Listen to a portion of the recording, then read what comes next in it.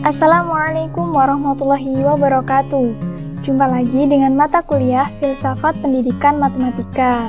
Bersama saya, Rofiatul Hasanah dengan NIM 126-204-202-126. Pada pertemuan kali ini, kita akan membahas mengenai epistemologi, ontologi, dan metodologi matematika.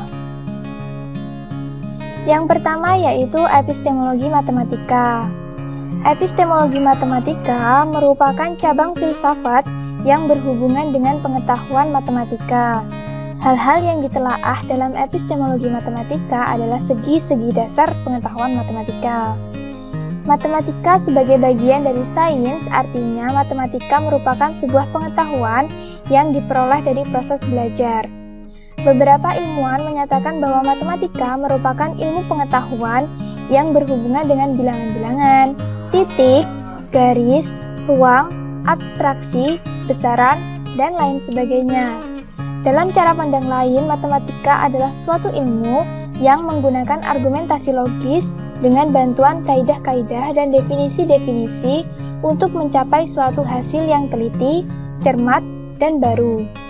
Saat ini, seluruh kehidupan manusia menggunakan matematika, mulai dari perhitungan yang sederhana dalam kehidupan sehari-hari, sampai pada perhitungan yang rumit. Matematika dipakai untuk membantu perkembangan ilmu pengetahuan yang secara langsung ataupun tidak langsung menjadi sarana kegiatan ilmiah. Ibnu Khaldun membagi matematika ke dalam beberapa cabang ilmu, yaitu yang pertama ilmu geometri, yang kedua ilmu aritmatika, yang ketiga ilmu musika, dan yang keempat ilmu astronomi. Sedangkan ilmuwan Immanuel Kant membagi matematika ke dalam 3 cabang ilmu pengetahuan. Yang pertama logika, yang kedua aritmatika, dan yang ketiga geometri. Epistemologi membagi kebenaran menjadi 3, yaitu epistemolog, ontologis, dan kebenaran sematis. Teori yang menjelaskan kebenaran ada 3. Yang pertama yaitu teori korespondensi. Teori korespondensi menjelaskan bahwa kebenaran haruslah bersesuaian dengan fakta atau kenyataan yang ada. Jika pertimbangan atau pernyataan sesuai dengan fakta, maka dia benar, dan jika tidak, maka dia salah. Yang kedua yaitu teori koherensi. Teori ini menyatakan bahwa suatu pernyataan dianggap benar jika bersifat tetap atau konsisten dengan pernyataan-pernyataan sebelumnya yang dianggap benar. Yang ketiga yaitu teori pragmatisme. Teori ini menjelaskan bahwa suatu pernyataan dianggap benar jika pernyataan tersebut bersifat fungsional dan memiliki manfaat dalam kehidupan praktis. Yang kedua yaitu ontologi matematika.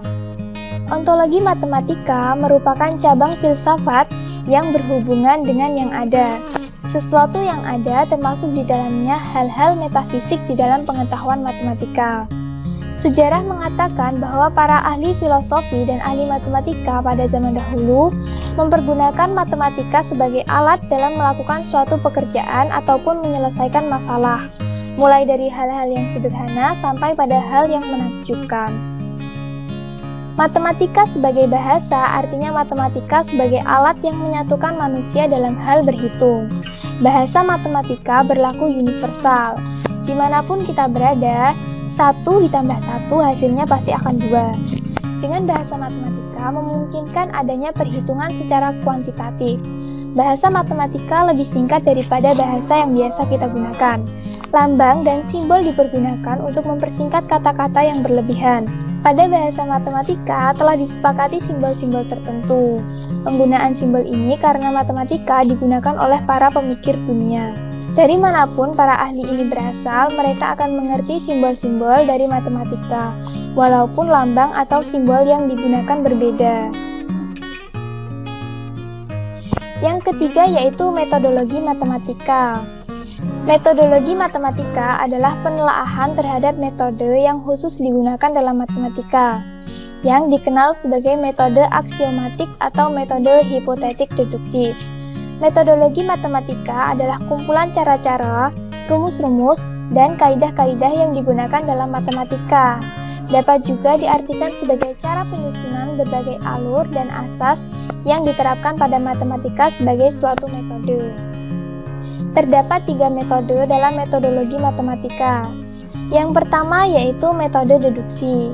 Metode deduksi merupakan suatu metode berpikir yang menarik kesimpulan dari prinsip-prinsip umum yang kemudian diterapkan pada sesuatu yang bersifat khusus.